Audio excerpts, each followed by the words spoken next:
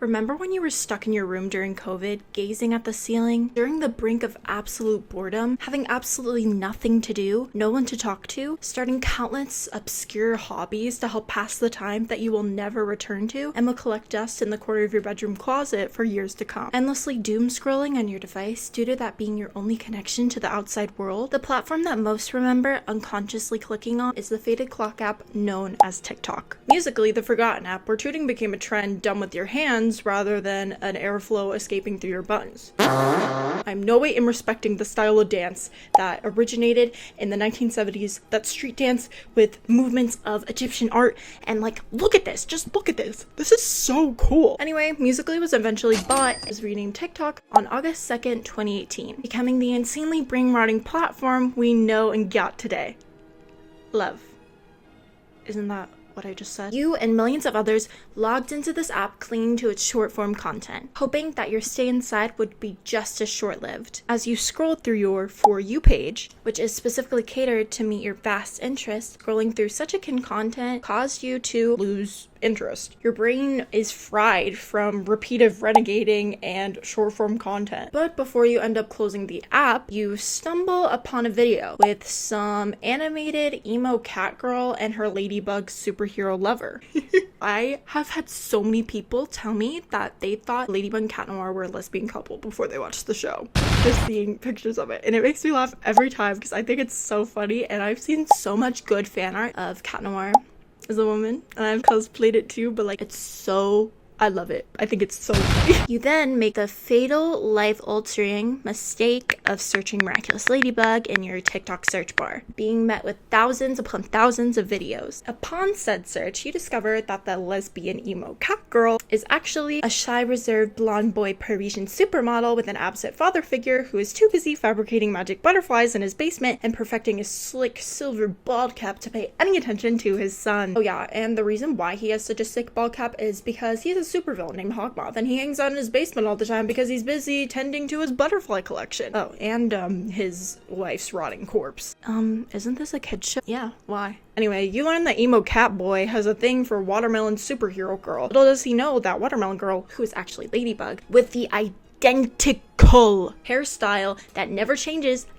never, for special occasions of course, is the same girl he goes to school with. This girl's name is Marinette, just a normal girl with a normal life, except for the fact that she lives above a 5-star bakery, is a super talented fashion designer, and just so happens to be in love with the supermodel Adrienne Agreste. But don't worry, she's super nonchalant about her crush. In fact, she's super duper shy around him. She never knows what to say. She stumbles over her words. Yep, just any other average teenage crush. I mean, who doesn't break into their crush's home on occasion and has their birthday gifts for the next 35 years stored in their bedroom? So yeah, pretty average. But to sum it all up, these two dunderheaded blind teenagers are in love with each other's alter egos, not knowing that they're both actually just in love with each other and they're just being overly complicated and difficult. This idiotic dynamic creates a love square that immediately pulls in viewers based on their sudden curiosity, because what the heck is a love square? There are 4 different ships in this love square containing 2 individuals. We have Lady Noir, which is Ladybug and Cat Noir.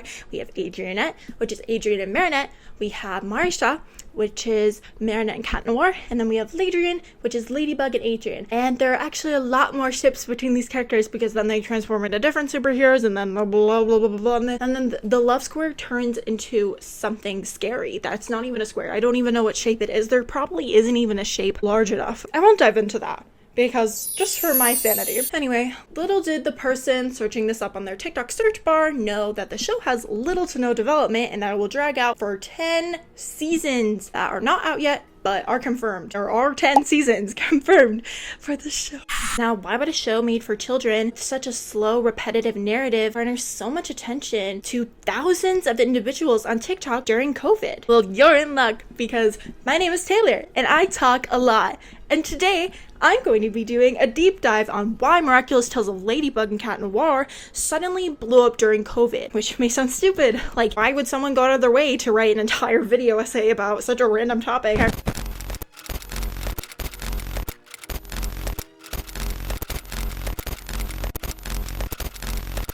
Now, Miraculous didn't just gain all of its popularity overnight during the outbreak of COVID-19. Oh, no. If I don't mention it, all the seasons of Miraculous and Love Score survivors would be screaming at me in the comments right now. So just a quick history lesson for all you watching. Once upon a time in 2012, a man named Thomas Astruc really loved anime and comic books. And then there lived Jeremy Zag, who also really loved anime and comic books. He wanted to create a franchise just as strong as Marvel. So these two middle-aged men probably gathered at a Starbucks ordering decaf pint paces and chest bumped and created a newly profound bromance. Wow. Jeremy created a concept, characters, and story, all while founding something called Zag Studios. Originally, Miraculous was supposed to be an anime with a seriously different plotline and was intended for ages 14 to 21 years old. Rather than croissant-loving Adrian Agreste being Cat Noir, he was originally going to be named Felix, a reserved, stuck-up guy being cursed with bad luck by the Black Cat Miraculous, rather than it being a super cool, awesome power. Felix doesn't want to be a superhero, unlike the Cat Noir we love and know, whom we know uses it to escape from his confined world. When Felix learns that the other Miraculous user has the power of good luck, he thinks that she holds the power to heal his curse of bad luck, so he tries to gain her attention. The Ladybug Miraculous user is a girl named Bridget. I know this is just a made-up name by the fandom, but come on, it's so cute.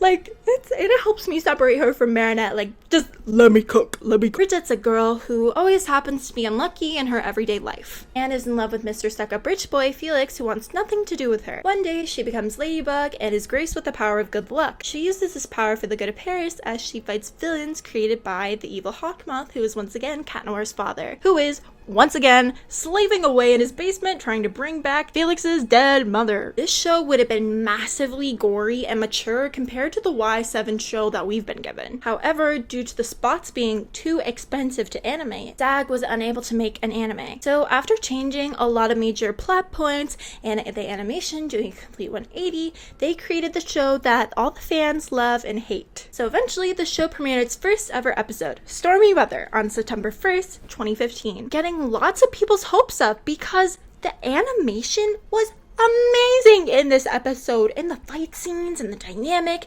And I remember watching this episode and I was like, okay, like, go off. Season 1 continued until March 19th, 2016, ending the season off with an episode named Volpila. Before the inevitable release of the show's second season, we were given the holiday special with the title Santa Claus in December of 2016. If you haven't seen the Miraculous special, be sure to broadcast it for your friends and family this holiday season. Adrian has a good Christmas.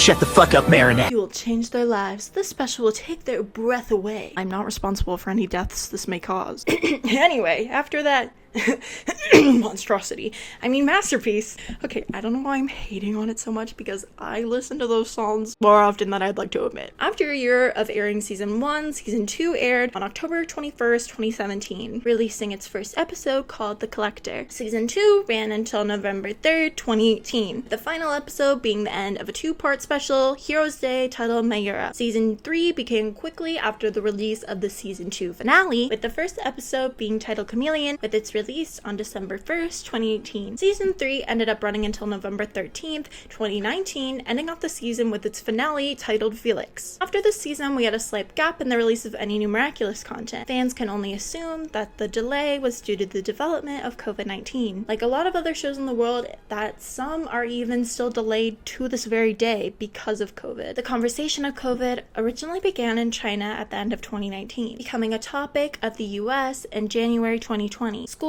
eventually began to shut down for a few weeks due to the sudden outbreak. Students all over the world were sent home for 2 weeks before school was scheduled to resume. Many were excited about this break, including myself. 2 weeks off of school? Heck yeah! However, none of us knew that it would eventually turn into something that would go on for years. Online school became the new norm, social distancing became essential, and masks became a part of our everyday appearance. Millions of students kissed the essential growth period of their lives goodbye without even knowing it. While the people of this world began to suffer mentally, Miraculous New York special was released on September 25th, 2020, woo! Which garnered a lot of attention because all the fans were stuck indoors developing crippling depression, and also because it was actually really good. Hot dog. Speaking of hot dogs, look at these These little guys floating in the air after eating the magical hot dogs and doing a little dance. Look at them, they're so cute, I want to squeeze them. And at the time of this release is actually when I began posting about Miraculous on TikTok. Please don't flame me for the cringe content that you're about to see featured throughout this video. I was 14, leave me alone. Please. After posting, I realized that a lot of other people actually began posting about the show on TikTok too. Eventually, when season 4 released its first episode of Furious Fu on March 23rd, 2021, a Miraculous community had developed on TikTok. It was the biggest thing since sliced bread. Does anyone else not understand that phrase? Like,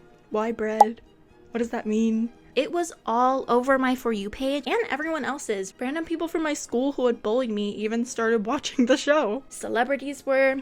It was a crazy time. People would stay up until 3 a.m. to watch the show's premieres in Portuguese. These people were me. It was me. Miraculous creators began to blow up with the popularity of the show itself, even getting the attention of people who worked on the show. Now we already know why everyone was on TikTok and why Miraculous and anything else trending at the time on TikTok was blowing up. COVID. Now it's time to get a little bit more serious and talk about how COVID-19 impacted people mentally, how COVID left people after quarantine ended, how COVID changed people's brain chemistry. I feel like the easiest way for me to explain this is share my own personal experience. Just a brief one. I'm not gonna get too personal on this channel yet. I just want you guys to get a perspective leading into my discussion. When it was announced that school would be canceled for 2 weeks, I didn't know what to think. As always, I asked my friends what they thought of the news, and they were ecstatic, so naturally I was as well. Not able to form opinions of my own without the approval that others felt the same way and that they weren't different or weird. However, deep down I was upset. Why do I like going to school? No one else likes going to school. Little did I know it was because I had a terrible home life. The 2 weeks proceeded and the inevitable was eventually declared. We want to be going back to school for who knows how long. Once again, everyone around me was super excited, so I was as well. However, once I found out that I would be forced to stay home inside in my room away from my friends, I was disappointed. I didn't know what to think. I began Zoom calls and learning virtually, and it became hard. I already thought school was really hard for no reason. Even though I got mostly good grades, it was so hard to understand anything I was taught, so I had to go out of the way to teach myself through a different way. Without the opinions of my so-called friends constantly surrounding me, I reverted back to my interests that I had always kept hidden, in fear that I would be made fun of or that they were too weird. I began to watch all my favorite cartoons, kids shows, animes. This included Miraculous Ladybug. After watching the New York special, I had the urge to talk to someone about it, but I had no friends to talk to anyone about it. And I started seeing a lot of people on TikTok make videos about Avatar: The Last Airbender, and so I made a secret TikTok account and started posting about that. Eventually, I got the courage to not just do something everyone else was doing. I posted about Miraculous. That video blew up, and I was really excited. People liked the things that I like, and I wasn't getting made fun of for it. However, the happiness was short-lived because when a video gets popular, people see it, and people from my school saw it. I won't get into the details of all this because it's a lot actually, but I got bullied pretty bad. I kept posting about Miraculous and got really into the fandom. Making friends and becoming so hyperfixated on the show, it became my only interest at the time. Anyway, the point of me telling you this random tidbit, probably oversharing information about myself, is that being stuck inside during COVID made people realize a lot about themselves. It made them self-aware. You recognized who you really were or who you really wanted to be. However, once quarantine ended, we were forced back into the real world. Everything changed. During COVID, we were stuck with ourselves, our thoughts, feelings, looks, body, differences, struggles, interests, passions, and pain. We were almost put in a time capsule full of a bunch of things that made us, well, us. We were stuck with all of these things. Being forced to self-reflect, being forced to learn about ourselves, being forced to work on ourselves, but also being forced to suffer. Being stuck inside yourself can mean being stuck inside your depressed, anxiety-ridden mind. You can't just decide to suddenly pull a time capsule out of the ground and expect the items inside to not have changed, to not be dusty, rotten, or tarnished. You can't just dust the items off. You can't just make them go back to the way they used to be. You can't just send them off into the world, into adulthood, and they still just have the mindset of a child. You can't expect them to be able to adapt to normalcy once again after you have driven them to adapt to the latter. It's obvious why after quarantine ended that so many people struggled to adapt back to society because, hello? It's like we were a chicken that's been in the bottom of a freezer for a few months and you're like, wow, I really need to let that thaw. Maybe I should take it out. And since it's been down there for so long, it's gonna take a super long time to de-thaw. We are all still attempting to de-thaw after missing these crucial parts of our lives that shape us into adults we are destined to become and create successful lives. We are frozen in time, frozen as kids who were forced out of their normal lives, who now feel like they have to keep themselves hidden from the world as it burns. You want to fall in love, but the state of the world matters more right now. You want to just be a normal teenager and not focus on the state of the world around you. Does this sound familiar? People love Miraculous so much during COVID because of its relatability. Watching two teens who suddenly had their sense of normalcy pulled out from under them, having to focus on saving Paris from evil instead of going to school and having a normal life. Ironically, Adrian has never had a normal life. He had been confined his whole life. His father forced him to always stay within his room, never getting to go out into the world and make friends, go to school, and just have a normal life as a kid. A lot of us found ourselves immediately relating to Adrian. We were all dealing with the same feeling. I believe this is why everyone ended up loving Cat Noir so much. Once Adrian receives his Miraculous, he can finally become free, express himself, try new things, be himself, and have a friend. Everyone watching longed to have this, to become free from our current compound, express ourselves, and be our own Cat Noir. However, many of us ended up relating to Marinette as well. Marinette is more like the average viewer compared to Adrian. She starts as a normal girl who has a dream and goes to school. She gets bullied, doesn't really have any friends, and ends up developing a crush on some guy. When her life gets flipped upside down, she suddenly has to put on a mask and be the savior of Paris. She gains confidence. However, is it really confidence? Once she takes the mask off, she immediately returns to being her insecure self, who honestly, quite frankly, is depressed and suffering a lot mentally, especially as the seasons of the show progress. She just wanted to be a kid, live her normal teenage life,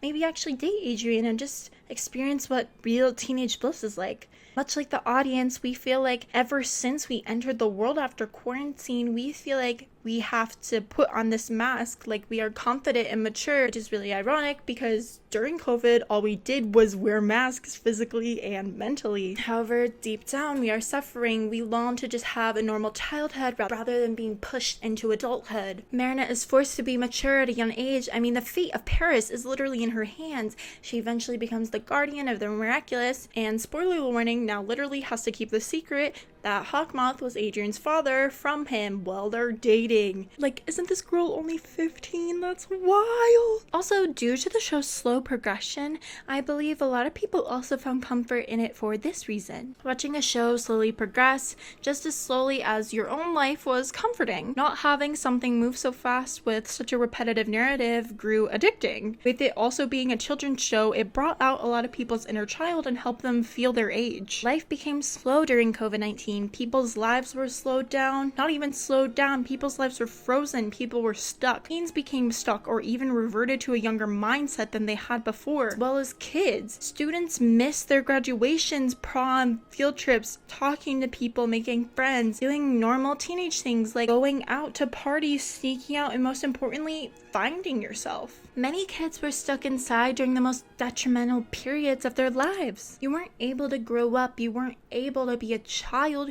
You were stuck in the same cycle every day, living a simulation. Your only connection to your friends, the outside world, was your device. Quarantine, you were suddenly told that you could go to school again, hang out with people again, and be a kid. But now people have forgotten how to, or the latter. People have been forced to become adults. Being inside forced people to get to know themselves, or they always had distractions, school, work, and commitments. Now their only commitment was to themselves, having to analyze themselves in the mirror every day, making sure they are they're healthy, making sure they are okay. The truth is that most people weren't okay.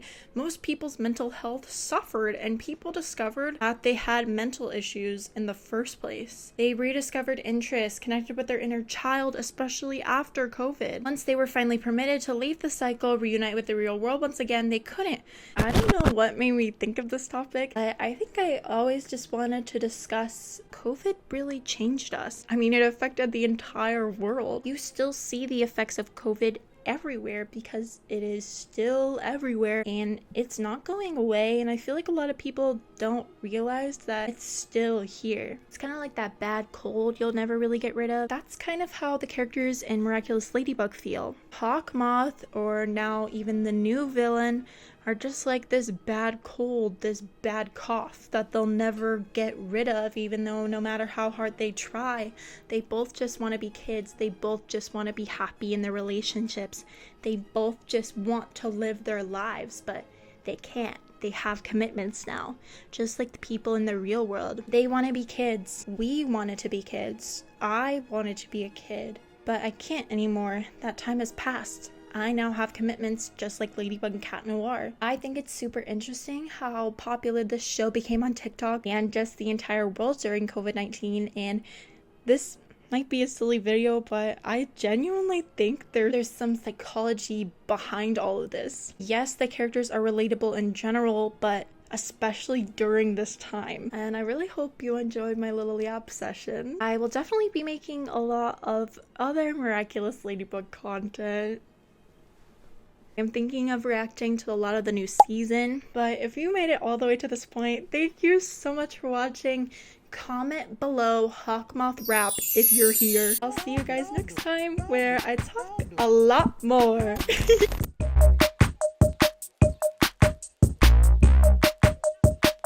Spots off, flaws in. Hey, it's me, Cat Noir. I think you should subscribe to Tay Talks a Lot. You should subscribe.